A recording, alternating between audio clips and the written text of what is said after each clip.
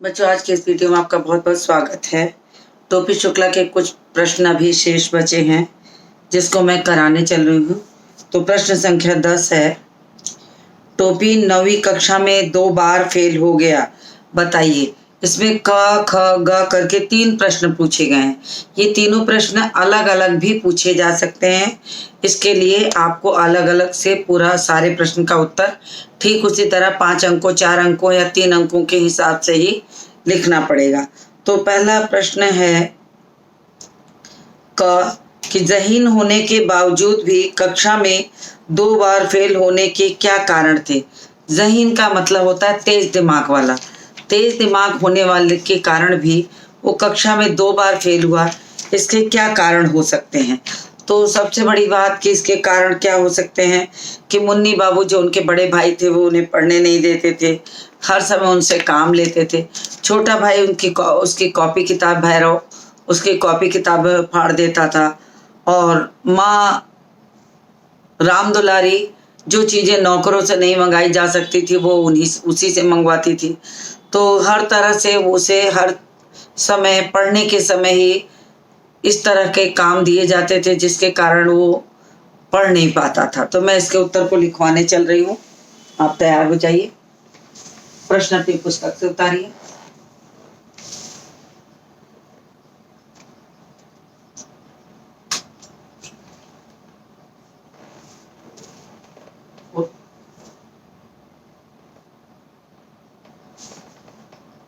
उत्तर number 10 का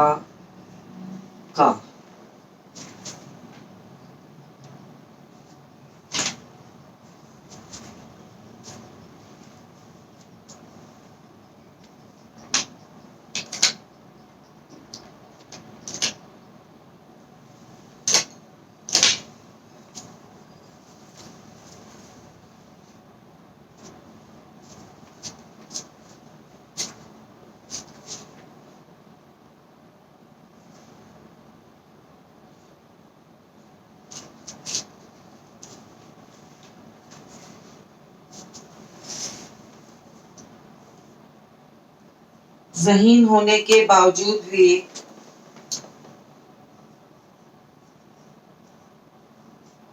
ज़हीन होने के बावजूद भी ज़हीन होने के बावजूद भी कक्षा में टोपी कक्षा में 2 बार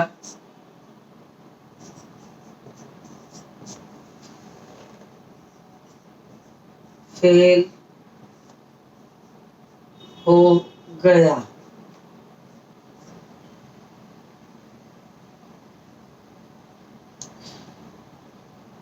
क्योंकि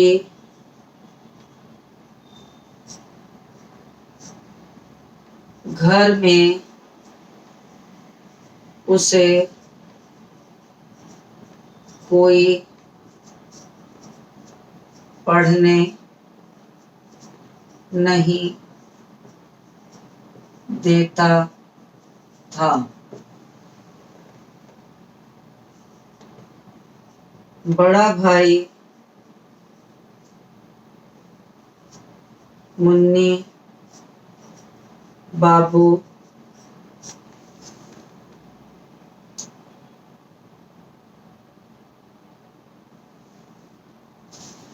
बड़ा भाई मुन्नी बाबू को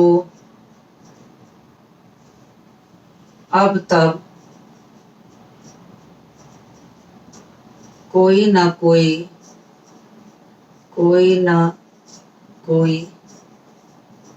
काम निकल आता था। कोई ना कोई काम निकल आता था। या माँ राम दुलारी या माँ राम दुलारी। टोपी से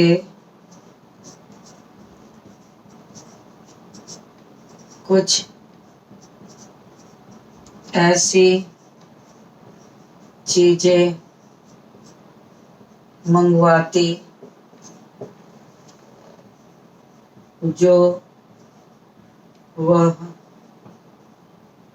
नौकरों से न मंगवा पाती।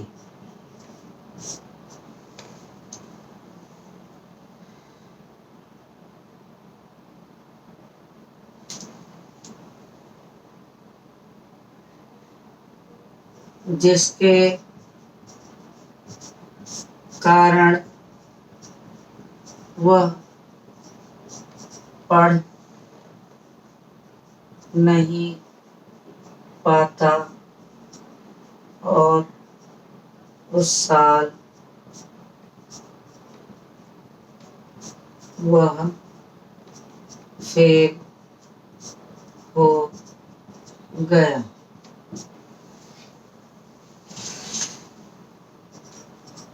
दूसरे साल उसे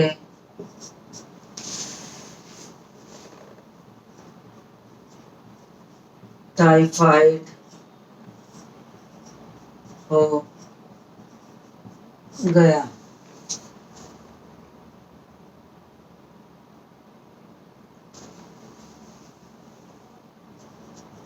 और वह पेपर नहीं दे पाया और उसे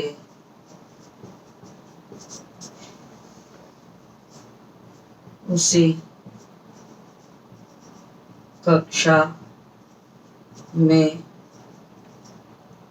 पढ़ना पड़ा।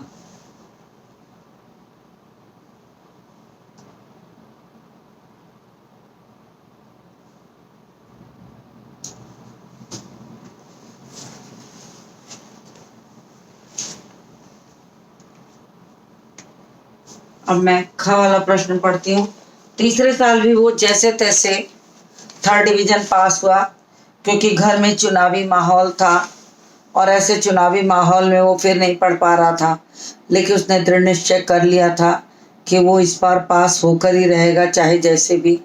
तो इस कारण वो थर्ड डिवीजन में निकल गया। एक ही कक्षा में दो दो बार बैठने से टोपी को किन भावनात्मक चुनौतियों का सामना करना पड़ा। तो एक ही कक्षा में कई बार पढ़ने से कक्षा में जो साथी होते हैं, जो छोटी कक्षा से बराबर में पढ़ने लगते हैं, वो बच्चे उसकी कदर नहीं करते हैं। अध्यापक भी उसे किसी प्रकार का योग्य नहीं समझता।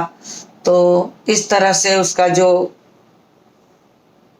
उसके लिए ये सारी एक चुनौती बन गई थी कि न स्कूल में कोई उसका दोस्त रह गया था, न घर में कोई उसके हृदय की बात सुनता था।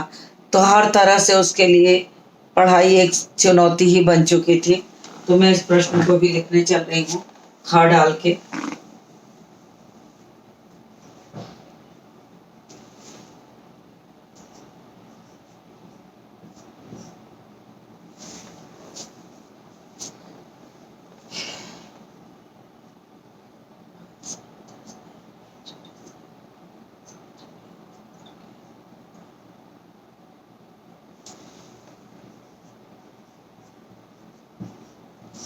पहले साल तो उसे अपने से एक साल छोटे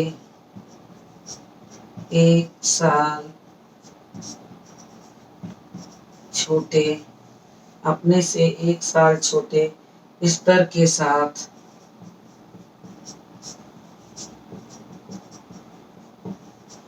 साथ बैठकर पढ़ना पड़ा।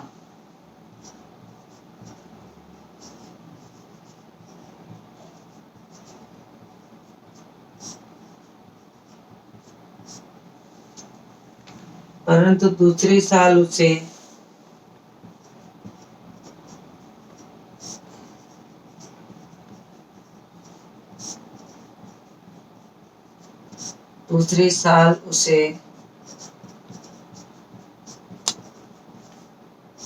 सातवीं वालों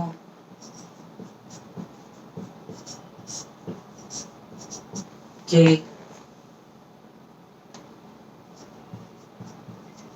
साथ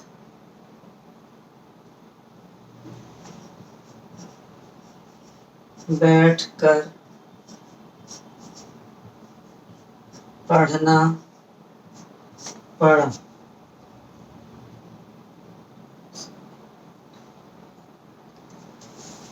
वह उन सब में बैठा बूढ़ा नजर आता था।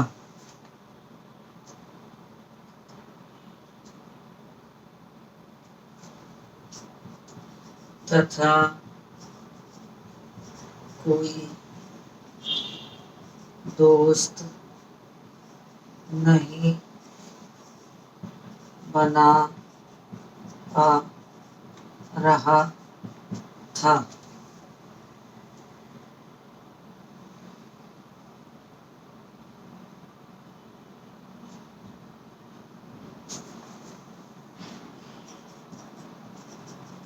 अध्यापक भी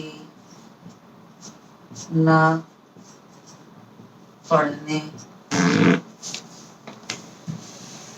पढ़ने वाले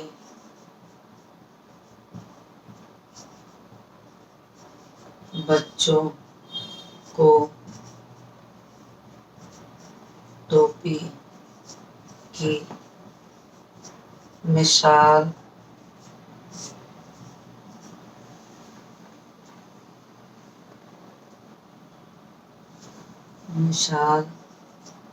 देकर मजाक उड़ाते थे।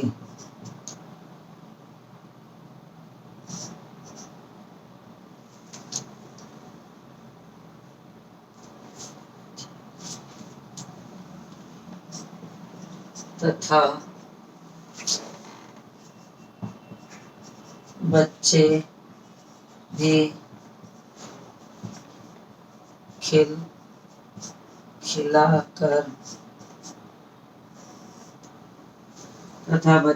खिलखिलाकर हंसते तो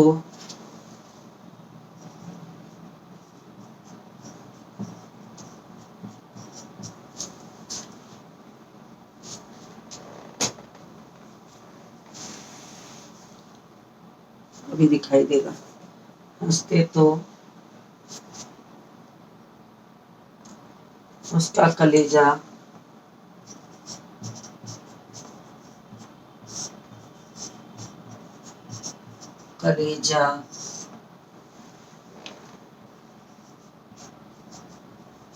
छलनी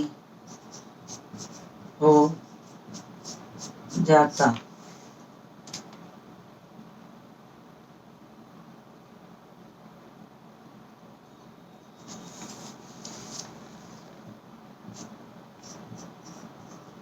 तीसरे साल उसके पहले साल वाले अब नहीं दिखाई देगा आपको, तो इतने का स्क्रीनशॉट ले लीजिए, फिर मैं इसको रब करूं।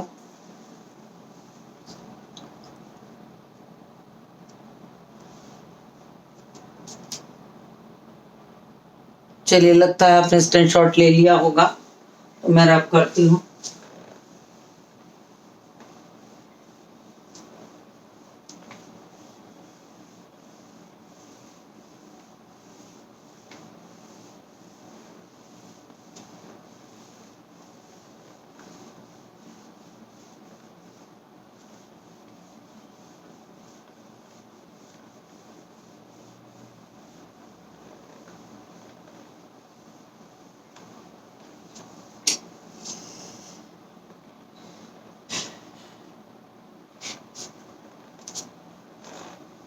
तीसरे साल उसके पहले साल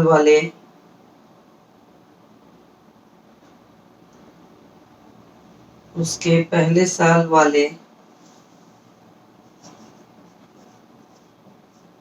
दोस्त भी 10वीं पास करके चले गए।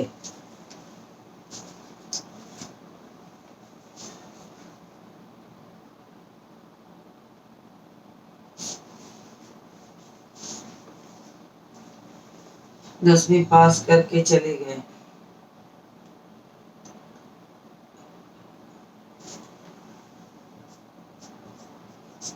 एक दिन तो उसी कक्षा के वहीद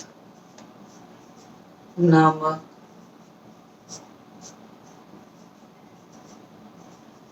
लड़के ने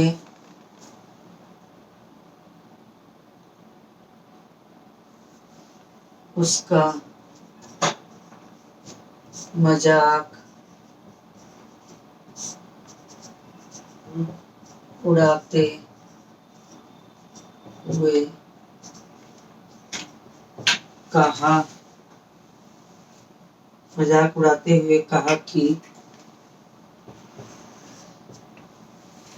कि तुम्हें हमारे अंदर घुसने तुम्हें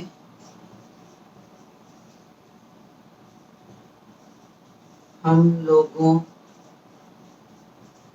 के बीच घुसने की आदत पड़ गई है क्या?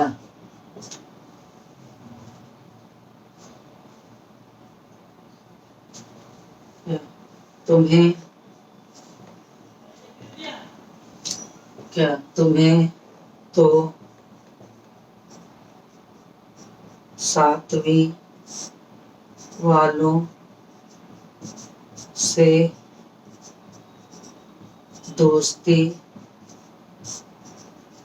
करनी चाहिए।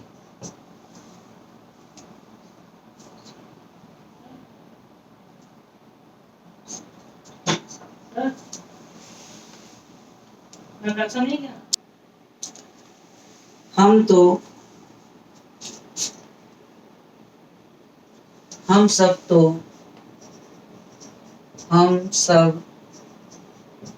तो 8वीं पास कर निकल जाएंगे। हम सब तो 8वीं पास कर निकल जाएंगे। फिर तुम्हें उन्हीं के साथ रहना पड़ेगा। यह सुनकर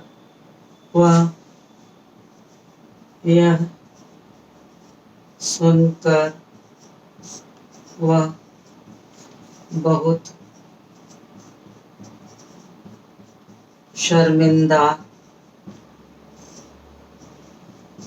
हो गया।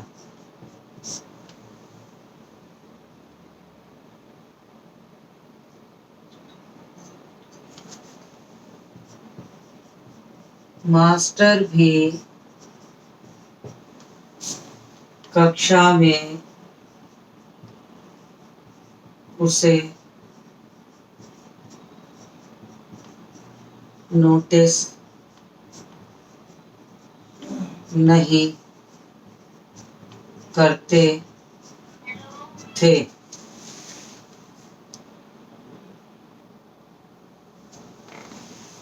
नोटिस नहीं करते थे। हाथ खड़े कर बताना चाहता था। प्रश्नों के उत्तर को हाथ खड़ा कर जब बताना चाहता था तो हाथ खड़ा कर प्रश्नों के उत्तर जब बताना चाहता था तो उससे उत्तर न पूछ कर कहते, तुम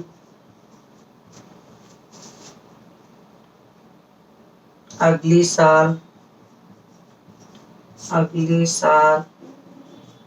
बताना। इन्हें पढ़ने दो।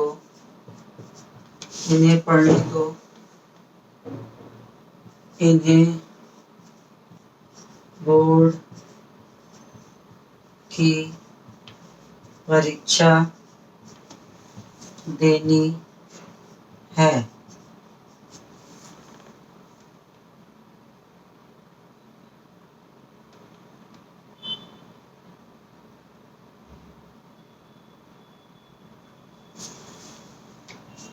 3 साल से यही किताबें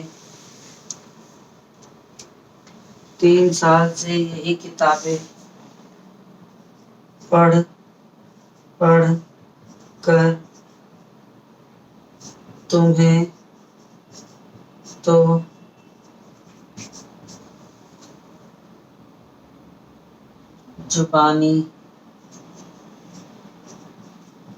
जुबानी याद हो गया होगा।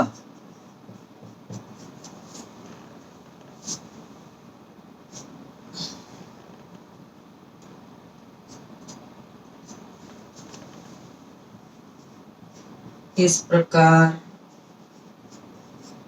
की बातें कह कर सभी उसे भावनात्मक रूप से आहत करते।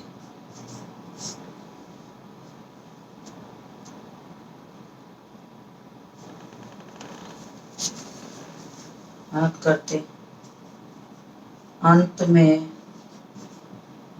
उसने ठान लिया कि परिस्थितियां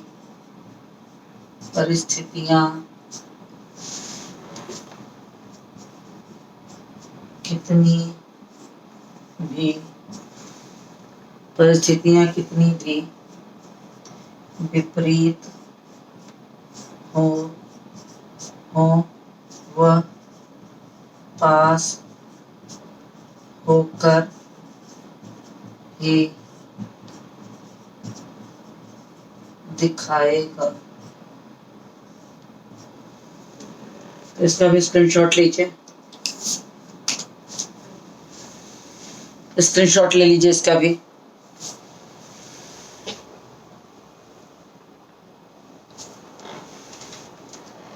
मैं इसको रब करती हूँ।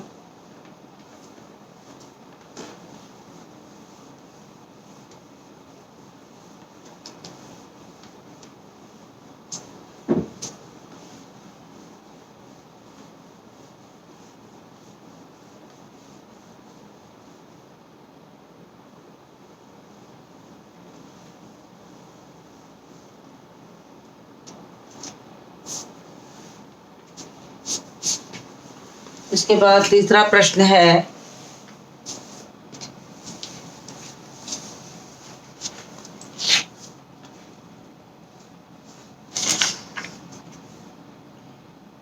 टोपी की भावनात्मक परेशानियों को मद्देनजर रखते हुए शिक्षा व्यवस्था में आवश्यक बदलाव सुझाइए। हालांकि ये प्रश्न आप स्वयं कर सकते हैं, आपका सुझाव ज़्यादा उचित होगा, फिर भी मैं अपने अनुसार उत्तर लिखवा दे रही हूँ। आप उसमें कुछ बदलाव करके कुछ और जोड़ के भी लिख सकते हैं। टोपी की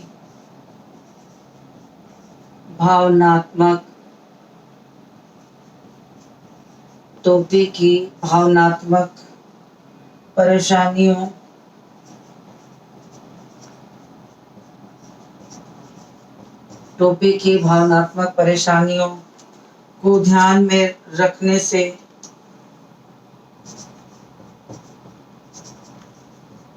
ज्ञात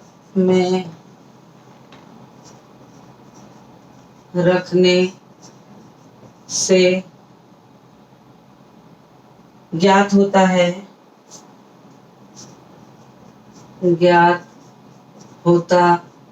है कि शिक्षा व्यवस्था में भी कुछ बदलाव की आवश्यकता है।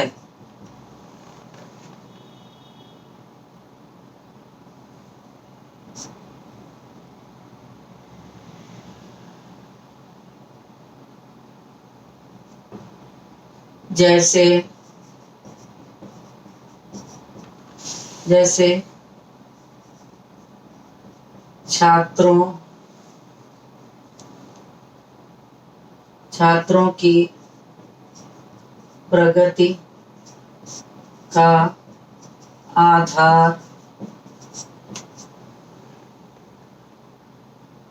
आधार केवल वार्षिक परीक्षा को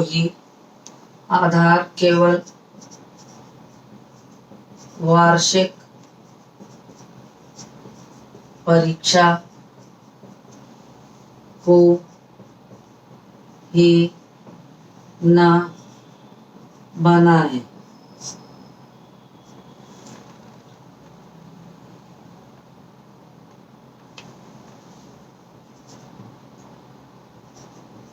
परीक्षाएं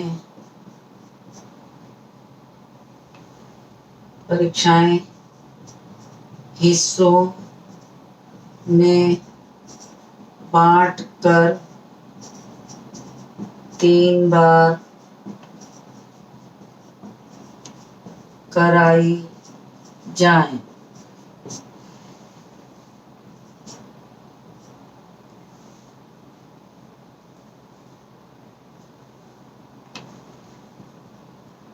तीन चार बार कराई जाए।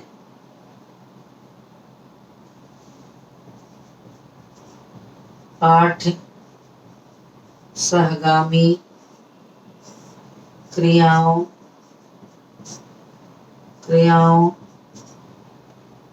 पर भी अंक देकर उसकी योग्यता की परख की जाए।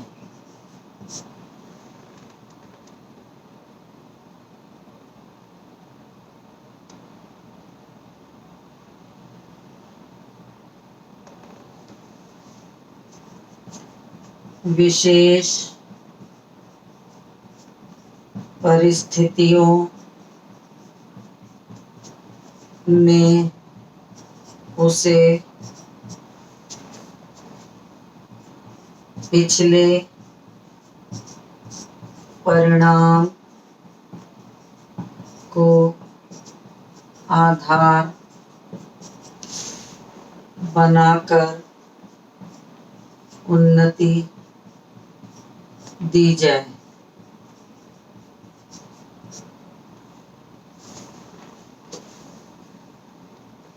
तो कुछ सुझाव मैंने दिए, कुछ सुझाव आप इसमें अपने भी जोड़ लीजिएगा, तो आपको आसानी से और भी सुझाव आप इसमें जोड़ सकते हैं। इसके बाद एक प्रश्न और बचा है जो आपका होमवर्क है।